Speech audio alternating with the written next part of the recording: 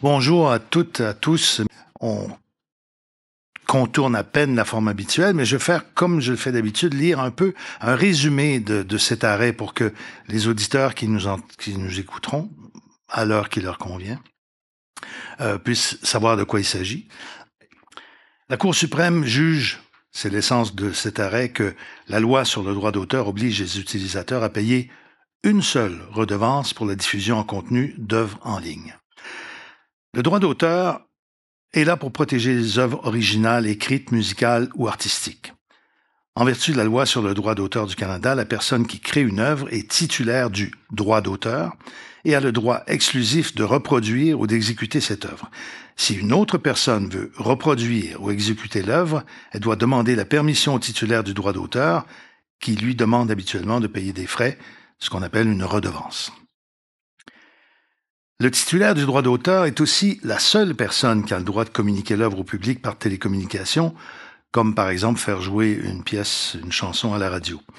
En 2012, une nouvelle disposition a été ajoutée à la loi sur le droit d'auteur afin de préciser que ce droit comprend la mise à la disposition de l'œuvre. C'est l'expression qui est utilisée. La mise à la disposition de l'œuvre en ligne, bien sûr, parce que la technologie évoluait, en effectuant des téléchargements de celle-ci sur Internet. Par exemple, le téléchargement d'une chanson crée une nouvelle copie de la musique, de sorte qu'une redevance de reproduction doit être payée. De même, la diffusion en continu d'un vidéoclip de la chanson est une nouvelle exécution de la musique, de sorte qu'une redevance d'exécution doit être payée. La Commission des droits d'auteur du Canada, c'est un organisme administratif fédéral dont le mandat inclut notamment l'approbation du montant des redevances à payer pour certaines œuvres et les services en ligne. Elle a reçu les observations de plusieurs groupes quant à l'interprétation de la nouvelle disposition de la loi sur le droit d'auteur, dont la Société canadienne des auteurs, compositeurs et éditeurs de musique, c'est la SOCAN, bien sûr. La SOCAN, qui est l'organisation qui perçoit des redevances et les remet aux créateurs et éditeurs de musique, de même qu'aux artistes du domaine des arts visuels. La SOCAN a soutenu de son côté donc la mise à la disposition d'œuvres, dont je parlais tout à l'heure, que cette mise à la disposition d'œuvres donne lieu au paiement d'une redevance distincte de celle pour le téléchargement ou la diffusion en contenu de ces musiques en ligne. Autrement dit, une deuxième redevance. Ça voudrait dire, par exemple, que les entités qui fournissent sur Internet, disons-le, des services de musique en ligne devraient payer une redevance lorsqu'elles mettent une chanson sur Internet de manière à ce que les utilisateurs puissent y accéder en ligne. Et une autre redevance serait payée lorsqu'un produit, une chanson, par exemple, est téléchargée ou diffusée en continu. La Commission du droit d'auteur, dans ce cas-ci, en analysant le dossier, a donné raison à la SOCAN, qui voulait une deuxième redevance. La Cour d'appel fédérale a annulé la décision de la Commission du droit d'auteur. Elle a dit que la nouvelle disposition de la loi sur le droit d'auteur ne crée pas une nouvelle redevance distincte pour le téléchargement d'une œuvre, en plus de la redevance qui doit déjà être payée lorsque les utilisateurs téléchargent ou diffusent du contenu en continu. Donc, un point de vue totalement opposé, la SOCAN a rejeté l'idée même et donc interjeté appel de cette décision devant la Cour d'appel fédérale. Dernière étape, celle qu'on va aborder aujourd'hui, la Cour suprême du Canada, elle, a rejeté l'appel de la SOCAN. Rédigeant les motifs de jugement des juges majoritaires à la Cour suprême, le juge Malcolm Rowe a conclu que l'interprétation que la Commission du droit d'auteur a donnée à la nouvelle disposition de la loi sur le droit d'auteur était incompatible avec le texte et l'objet de la loi et son application, et qu'elle allait à l'encontre des décisions antérieures de la Cour suprême portant sur le droit d'auteur. Et là, je cite le texte, « La loi sur le droit d'auteur n'existe pas exclusivement au profit des auteurs », a écrit le juge Rowe, rejetant ainsi l'interprétation de la Commission de la SOCAN. L'interprétation de la Commission du droit d'auteur obligerait également les utilisateurs à payer des frais additionnels lorsqu'ils accèdent aux œuvres sur Internet au lieu d'utiliser d'autres moyens, comme l'écoute à la radio, par exemple. Le juge Rowe a affirmé que ça viole le principe de la neutralité technologique. C'est important, on va revenir sur ce concept, selon lequel la loi traite les œuvres en ligne de la même façon qu'elle traite les œuvres hors ligne. Ce qui compte, dit le juge, c'est ce que reçoit l'utilisateur et non la manière dont il le reçoit. Pour ce qui est de la diffusion en continu, la Cour suprême a statué que la nouvelle disposition de la loi sur le droit d'auteur précise simplement qu'une œuvre est communiquée lorsqu'elle est mise à la disposition du public ou téléversée en ligne. Cela donne déjà lieu au paiement d'une redevance. Lorsque des utilisateurs individuels diffusent ensuite la même œuvre en continu, le paiement d'une redevance additionnelle n'est pas exigé. Le téléchargement d'une œuvre est différent. Il repose, lui, sur un droit distinct, soit le droit de reproduire l'œuvre et non celui de communiquer l'œuvre au public par télécommunication. Je rappelle que ce jugement a été rendu par une grande majorité des juges de la Cour suprême du Canada, avec seulement un avis de concordance. Autrement dit, deux des juges, la juge Karakatsanis et la juge Martin, ont rejeté aussi les prétentions de la Commission du droit d'auteur, mais en fait, elle n'est pas d'accord avec la décision de la Cour. Autrement dit, le droit d'auteur devrait être examiné selon la norme de décision correcte. D'abord, je vous remercie, Maître Hébert Tremblay et Maître Hainaut, d'avoir accepté ce défi considérable d'être avec nous aujourd'hui. Alors, la grande question, parce que pour des gens qui, de l'extérieur, s'arrêteraient au premier mot, là, le droit d'auteur, je me dis, oui, c'est là pour protéger les créateurs de contenu dans toutes sortes de domaines. Ici, on parle beaucoup de musique, mais c'est vrai dans la littérature, c'est vrai dans les arts visuels aussi. Et en échange des droits qu'ils possèdent, qu'on leur reconnaît, de leur verser des redevances qui sont négociées avec ceux qui vont ensuite aller distribuer leurs œuvres pour le bienfait de l'humanité.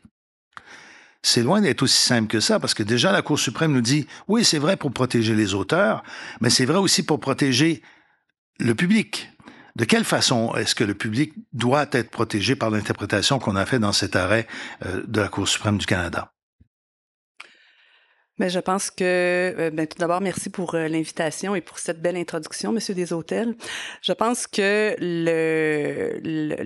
la Commission du droit d'auteur est justement, son rôle est justement de faire un arbitrage entre l'intérêt du public à avoir accès aux œuvres et l'intérêt des créateurs à obtenir une rémunération pour leurs œuvres.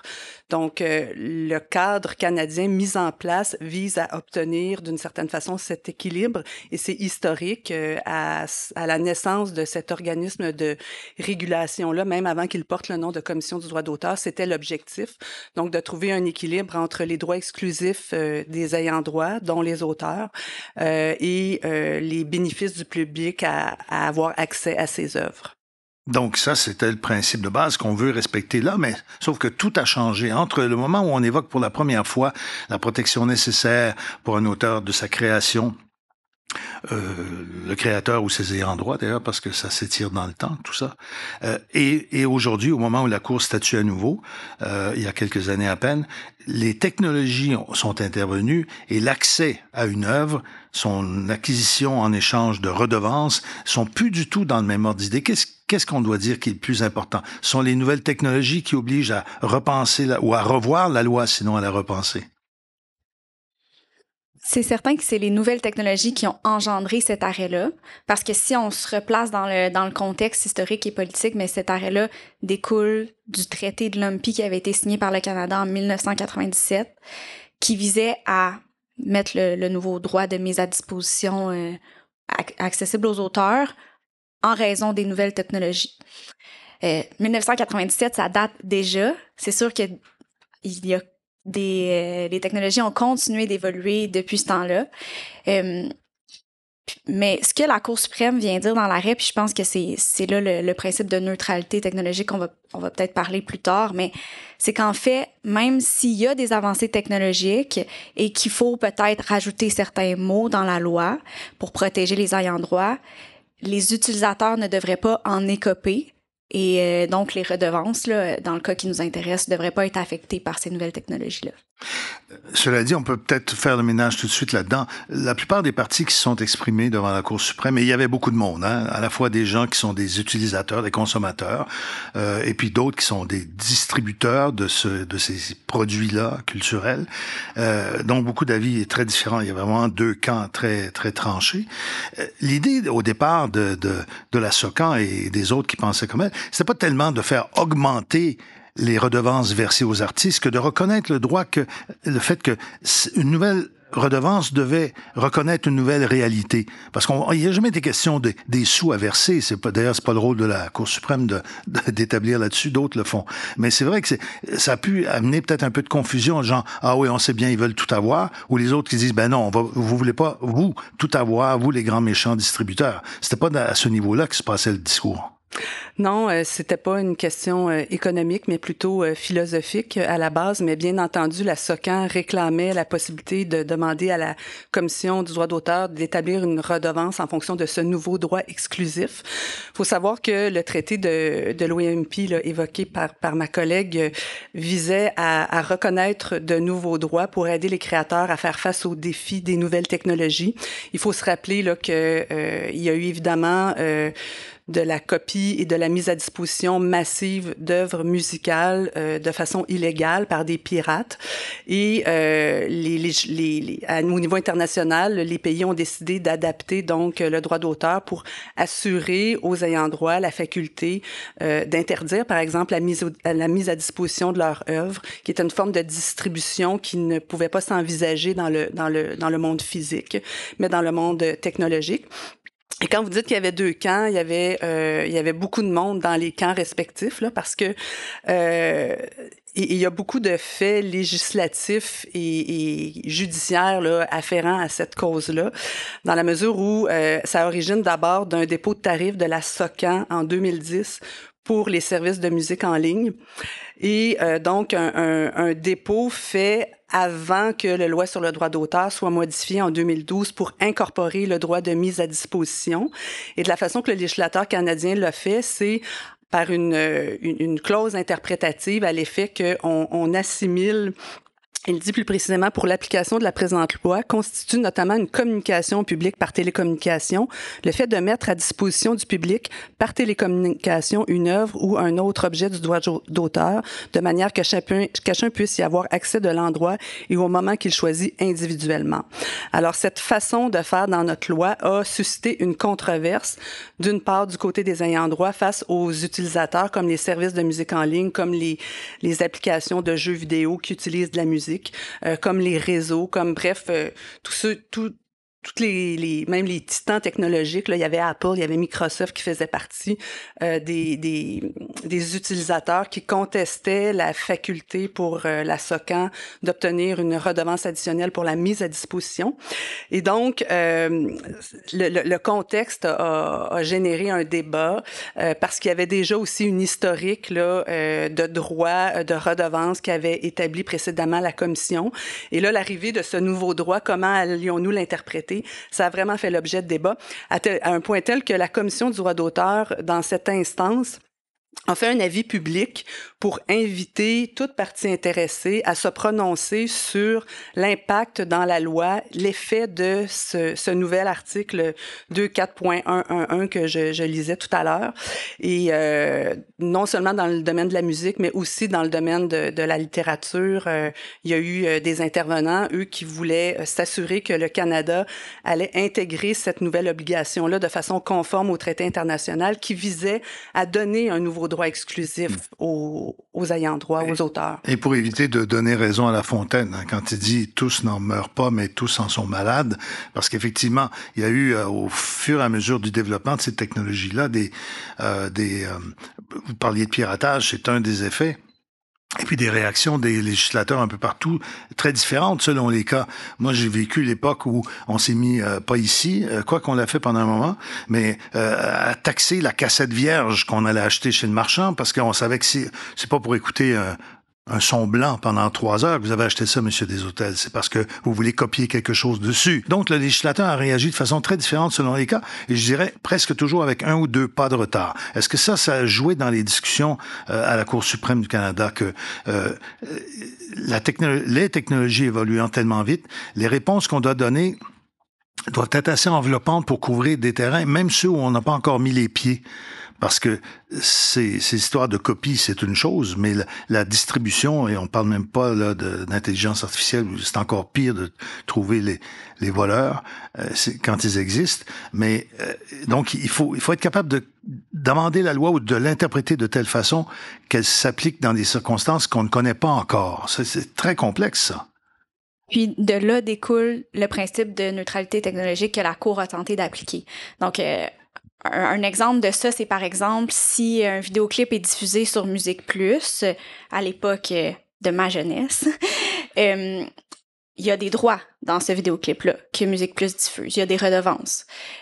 Par contre, si personne écoute la chaîne Musique Plus au moment où le vidéoclip est joué, les redevances vont être payées quand même.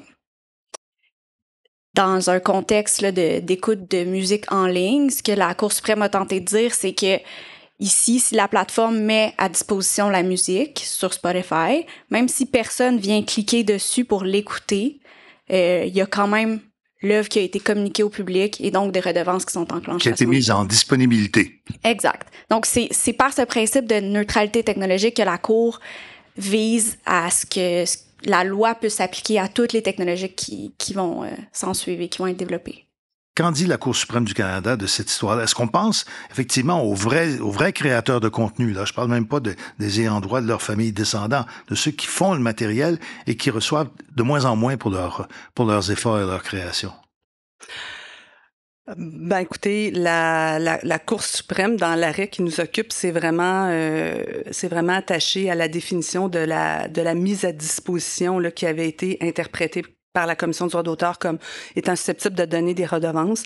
Elle s'était basée sur des arrêts antérieurs, presque concomitants au changement législatif. Donc, c'est vraiment un débat technique sur une notion. Mais moi, ce que j'aime retenir de cette décision-là, c'est qu'il y a un droit de mise à disposition qui est exclusif au Canada. Donc, c'est pas possible pour n'importe qui de prendre une œuvre et de la mettre à disposition du public, là, comme on a vu à l'époque là, où il y avait du partage de contenu. Donc, on peut interdire ça au Canada, c'est très clair. Donc, c'est une victoire pour les ayants droit. Ce qui a déçu les ayants droit, c'est de ne pas avoir la faculté de monétiser ce nouveau droit-là parce que ils prétendaient que le traité en question donner un droit exclusif sans préjudicer les autres droits exclusifs. Donc, leur analyse était que ils auraient pu le monétiser. Je ne suis pas certaine que ça se serait tant que ça répercuté auprès des consommateurs, dans la mesure où, comme je le mentionnais, la Commission du droit d'auteur cherche un équilibre après avoir entendu des preuves économiques de la part des utilisateurs et de la part des ayants droit. Et au sujet du rôle de la Commission, qui, dans le fond, a fait un peu l'arbitrage, je le disais tout à l'heure, entre ceux qui créent, donc les ayants droit, et puis le public consommateur, c'est là que se négocieront les tarifs, par exemple, et non pas la Cour suprême. Est-ce que... quelque part dans le texte de l'arrêt, on évoque le fait qu'en ces temps très changeants, le statut même de la Commission pourrait être changé ou réévalué. Ou, plus loin, demander aux législateurs d'être plus pointus peut-être, de plus précis. On a déjà précisé la loi 2 fois depuis l'apparition des nouvelles technologies, d'y aller encore d'une autre précision supplémentaire. Est-ce qu'on s'avance jusque-là? Ben, on s'avance pas jusque-là, mais d'un côté, c'est ce que la Cour suprême laisse sous-entendre en disant « Voici le texte de loi que j'ai devant moi, voici ce que j'en comprends. Après, si on veut que les ayants droit aient droit à plus de redevances, ben c'est dans la cour du législateur. C'est au législateur, c'est à nous comme société de décider si on veut que les artistes soient mieux rémunérés.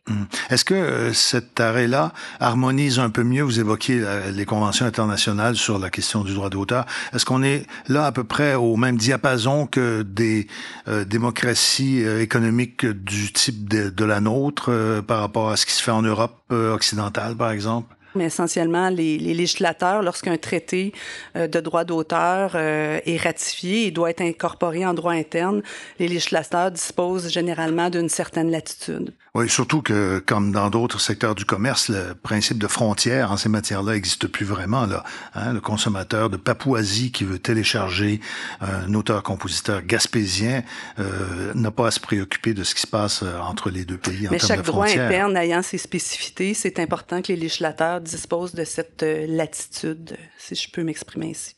Est-ce que sur le principe de neutralité, moi j'aimerais ça qu'on me l'explique un peu mieux. Je veux bien dire, ce qui compte, c'est le résultat à la fin. Est-ce que c'est accessible aux consommateurs, peu importe le chemin que ça doit prendre et la technologie qu'on ne connaît peut-être même pas encore. C'est un peu ça que ça veut dire, et que donc, on ne doit pas se préoccuper du moyen, mais de l'effet. Mais surtout, je pense que ce qu'on veut retenir, c'est que les mêmes droits vont entrer en compte. Les mêmes droits vont être déclenchés, peu importe la technologie. Donc, pour le téléchargement, par exemple, ça va être le droit de reproduction, qui serait le même droit que vous auriez enclenché en reproduisant sur votre cassette vierge. Si je clique télécharger, puis la pièce de musique est téléchargée dans ma librairie, il y a le même droit de reproduction qui engendre des redevances pour l'auteur. Ouais. De la même façon, si j'écoute en ligne, c'est le droit d'exécution, qui est déjà un droit qui est prévu par la loi sur le droit d'auteur, qui entre en jeu. Il y a un paragraphe dans le résumé que j'évoquais tout à l'heure et dans ce qu'on retient de l'arrêt de la Cour suprême, où on dit il est dans l'intérêt de la société d'avoir accès aux créations intellectuelles. L'accès aux œuvres permet aux utilisateurs d'être inspirés et de réaliser à leur tour leur propre création originale. Le régime instauré par la loi sur le droit d'auteur ne devrait donc pas avoir pour effet de restreindre indûment l'accès aux œuvres ou de complexifier leur utilisation. Alors là, la Cour suprême se place, j'allais dire, à un autre niveau. On parlait de philosophie tout à l'heure, là, c'est même autre chose, en disant, écoutez, il faut que ce soit l'accès le plus libre possible parce que c'est à partir de ce que Rimbaud a fait que Lucien Francoeur peut écrire. Dans le fond, je simplifie, mais c'est un peu ça, là. Et donc, le produit doit être accessible avec le moins de contraintes possible, sans brimer les droits des ayants droit qui doivent être rémunérés pour leur travail. Mais après ça, il faut que ce soit accessible parce que notre société en dépend. Je mets des mots dans la bouche du juge, mais c'est un peu ça qu'il nous dit. Ben, en fait, la loi sur le droit d'auteur, je pense, pour les tribunaux et pour les juristes, ça vise à protéger les auteurs. C'est de là où découle la possibilité pour l'auteur d'avoir l'exclusivité de son œuvre et de concéder des licences ou des cessions pour obtenir une rémunération. Je pense qu'il n'y a pas de controverse là-dessus. Ce qui étonne plusieurs et peut-être la tendance de certains tribunaux à parler d'une loi pour les utilisateurs, alors que l'objet du droit d'auteur, c'est vraiment de protéger les créateurs. Et d'ailleurs, les traités visent généralement à donner, sauf exception peut-être le traité de Marrakech, mais la plupart des traités veuillent donner des protections additionnelles aux auteurs justement pour faire face à l'évolution des choses, notamment technologiques. Évidemment, l'équilibre recherché au profit des utilisateurs est aussi mis dans la balance au niveau des cours, peut-être trop pour certains, mais je pense que ça demeure une loi qui vise à protéger les créateurs, le droit d'auteur. Je pense que c'est indéniable ici comme à l'international. Vous évoquez la neutralité technologique et la copie privée sur des supports vierges. En lisant cette cause où on a parlé de la neutralité technologique, ça m'a rappelé malheureusement le combat de neutralité technologique perdu par les ayants droit de la musique avec le régime de la copie privée au Canada. Malheureusement, alors que dans d'autres juridictions, on a modernisé le régime de copie privée pour permettre aux auteurs, notamment, de percevoir des redevances sur des supports qui étaient dans des téléphones ou des ordinateurs, des cartes mémoire. On l'a fait dans plusieurs pays européens et quand on achète un téléphone, par exemple, en Europe, ben il y a une redevance qui va à une société de gestion collective qui redistribue à tous les gens qui se font copier leur contenu de façon privée par les utilisateurs. L'équivalent de ma cassette vierge de tout à l'heure, oui.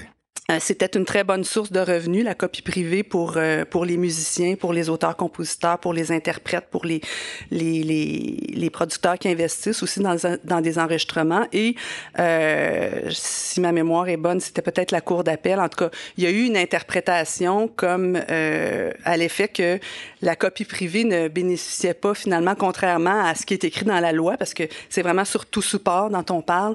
Mais comme on a dit, ben on voit pas le support dans la carte mémoire, on l'a pas assimilé à ça, ce que je trouve très gênant comme traitement pour les ayants droit canadiens à l'égard de leur contenu qui qui doit trouver une façon qui doit être rémunéré en fonction de l'évolution technologique. Et j'ose espérer que cette neutralité technologique-là bénéficiera éventuellement aussi aux ayants droit et pas seulement aux utilisateurs. Maître Hébert Tremblay, vous vouliez ajouter quelque chose là-dessus? Oui, mais j'ajouterais peut-être que ce combat-là, au moment où on parlait de taxes iPod, c'était exactement au même moment où la loi a été changée en 2012. Donc, il y avait vraiment à ce moment-là peut-être un manque de volonté politique de changer la loi sur le droit d'auteur pour, par exemple, préciser que les supports pouvaient être autres que des supports analogues.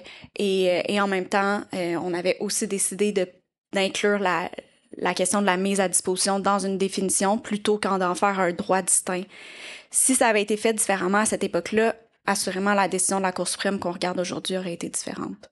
Oui, comme quoi la Cour suprême, et ça on l'a vu dans d'autres circonstances au cours de nos balados, où la Cour suprême se tourne et regarde par-dessus l'épaule vers le législateur en disant « Si vous nous aviez amené une autre loi, peut-être qu'on serait obligé de regarder les choses différemment, mais on est obligé de s'en tenir au droit. » Et là, il est écrit en noir sur blanc, on est pris avec ça. C'est un peu ça, dans le fond, ce que vous dites, hein?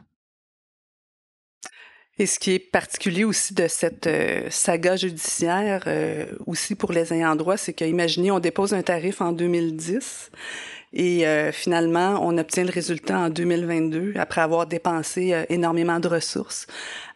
Donc, c'est un système qui est un peu difficile, je pense, du point de vue lourd, c'est moins qu'on puisse dire. Ouais. Et on fait face aussi dans ces débats-là à des titans technologiques aussi qui ont vraiment des moyens...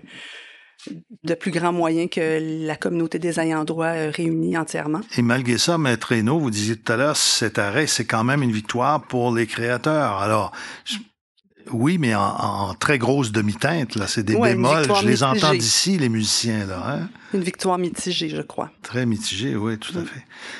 Est-ce que les moyens, parce qu'il y a eu, vous l'avez dit tout à l'heure, une mobilisation énorme quand l'invitation a été faite de venir s'exprimer devant le tribunal. Beaucoup de gens ont voulu se faire entendre et on a vu qu'il y avait, et puis là encore, c'est pas le grand public qu'on a entendu, mais je pense que leur appui allait très nettement aux artistes de façon générale. Il y a une sensibilité vers ça. Est-ce qu'on peut imaginer que très bientôt, parce que la porte est entrouverte à d'autres modifications à la loi, d'autres causes qui pourraient être amenées par quelqu'un d'autre que la SOCAN peut-être dans des circonstances différentes. Donc, c'est pas une histoire qui est terminée, ça, au contraire. Hein? C'est pas un arrêt qui clôt le débat pour toujours. Mais le débat entre utilisateurs ayant droit, là, auquel Maître Hainaut faisait allusion tantôt, c'est un débat quand même qui perdure là, depuis plusieurs années. Puis le premier arrêt qui a été très clair à ce niveau-là, c'était en 2004, si je me souviens bien. Et depuis ce temps-là, on voit une tendance là, dans les cours à reconnaître et à confirmer les droits des utilisateurs. Mais je crois que c'est un débat qui va perdurer, en effet. C'est aussi votre avis? Oui, c'est mon avis également. Parce que dans les groupes, je parlais de la SOCAN, c'est l'un des plus organisés certainement et qui représente beaucoup de monde, c'est sûr. Mais d'autres aussi ont des intérêts très liés, même si on les entend pas toujours. C'est pas les premiers auxquels on donne le microphone.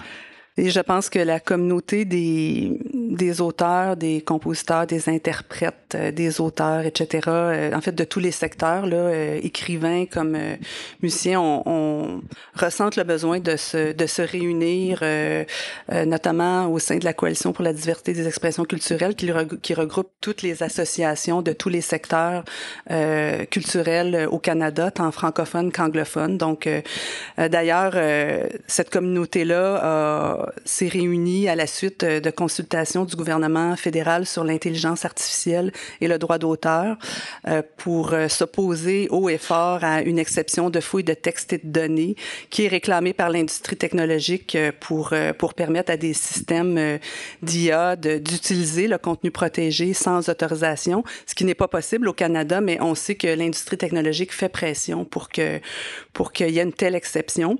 Et on a de quoi se réjouir là, que la communauté artistique travaille ensemble pour faire valoir son point de vue afin que son œuvre ne puisse pas, ses œuvres ne puissent pas être utilisées sans autorisation. Aux États-Unis, on sait qu'il y a énormément de poursuites aussi sur cette question-là. Et on suit ça de très près. Oui.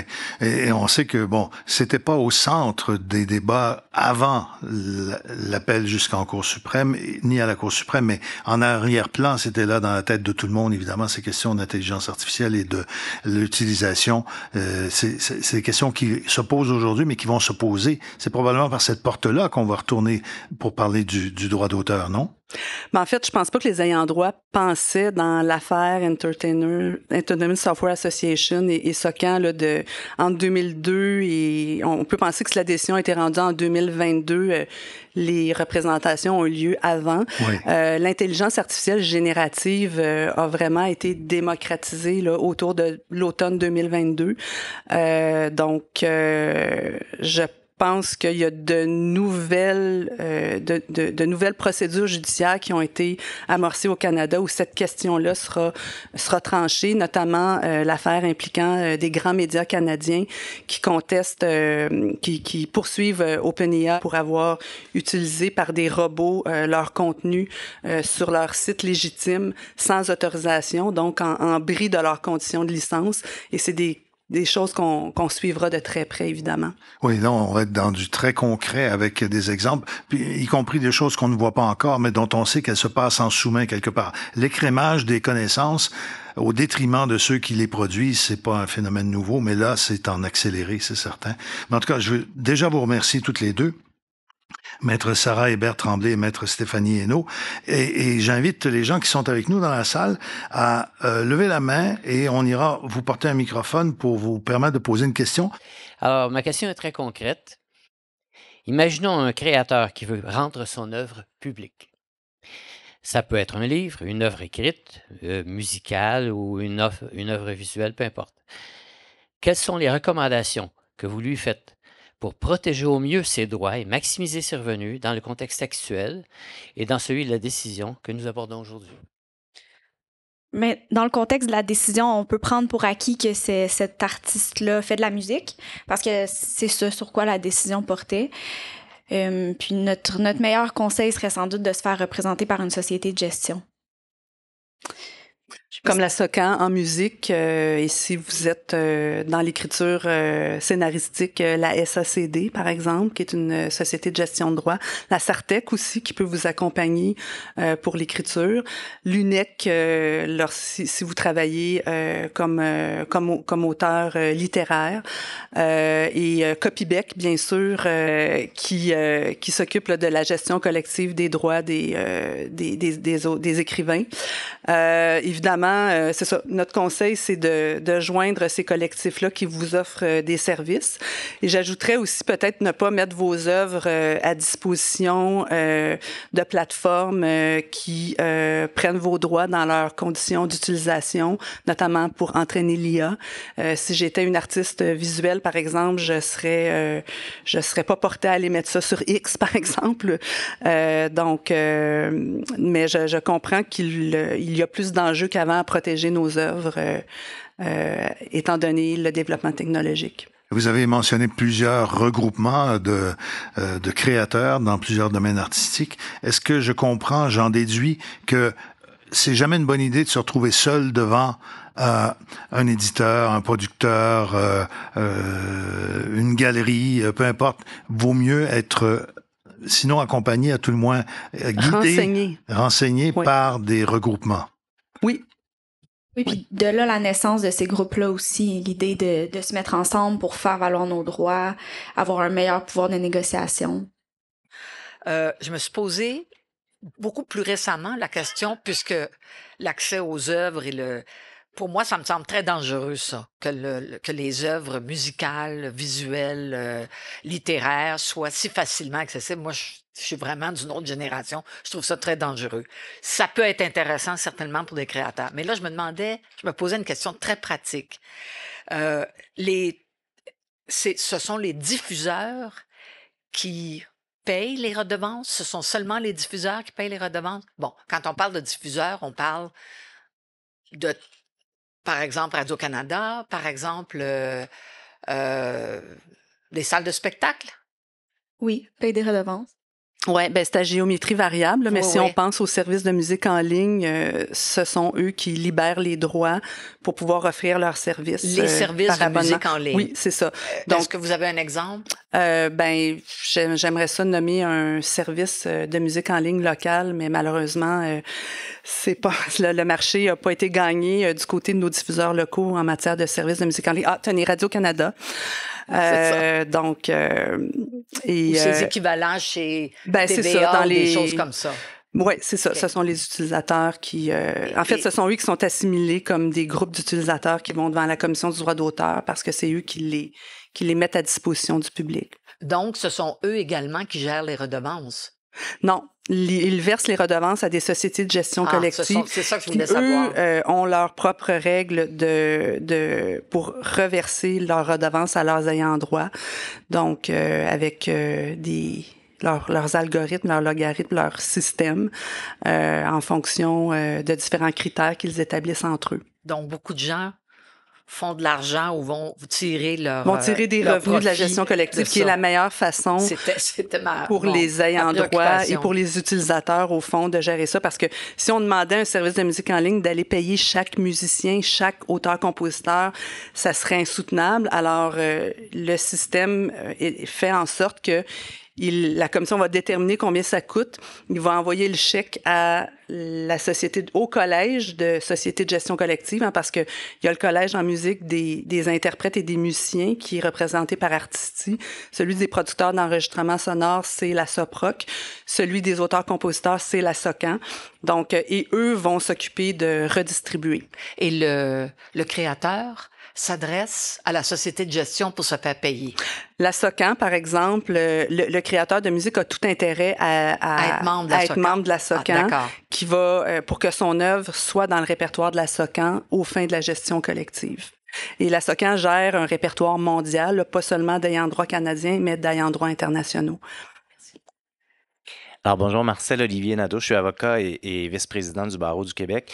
J'ai une curiosité par rapport à l'intelligence artificielle. Qu'en est-il d'une personne qui créerait, par exemple, une pièce de musique mais à l'aide de l'intelligence artificielle? Comment ses droits seraient protégés? En est-il?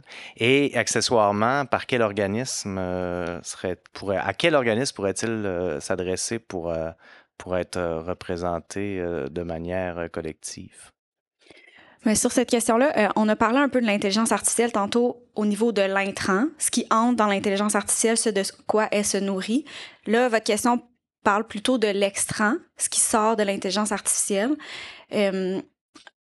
En ce moment, ce qu'on pense, c'est que il faut être une personne physique pour avoir accès au droit d'auteur. Donc, une intelligence artificielle pourrait pas revendiquer le droit d'auteur. Par contre, en ce moment, il y a une œuvre qui a été enregistrée devant le registraire du droit d'auteur. C'est assez facile au Canada d'obtenir un enregistrement de droit d'auteur. Il suffit de présenter une demande, inscrire l'auteur. Donc, il y a une œuvre qui a été enregistrée comme ça avec un co-auteur qui est une intelligence artificielle. L'enregistrement de cette œuvre-là, présentement, est contesté. Donc, on va bientôt avoir une décision de la Cour qui va se prononcer exactement sur cette question-là. Puis en complément, les causes où ces questions-là ont été posées ont vraiment recherché à voir s'il y avait une intervention humaine, donc s'il y avait du jugement et de la créativité avant de conclure à la question de savoir s'il y avait un droit d'auteur ou pas qui s'appliquait sur l'œuvre.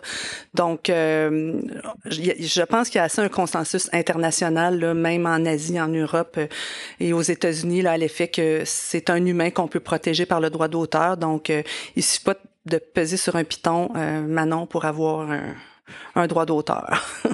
Je suis très content qu'on ait pu ouvrir et conclure, j'allais dire, notre conversation sur ces questions-là qui, à l'horizon très proche, vont nous intéresser et nous préoccuper beaucoup. Elles vont se retrouver devant la Cour suprême, c'est certain, et probablement faire l'objet d'un de nos prochains balados si la série se poursuit l'an prochain pour une 3e saison. En attendant, je vais remercier en votre nom nos invités, Maître Sarah Hébert-Tremblay et Maître Stéphanie Hainaut. Remercier aussi notre public qui était réuni aujourd'hui à la Bibliothèque du Quai à Montréal. Merci.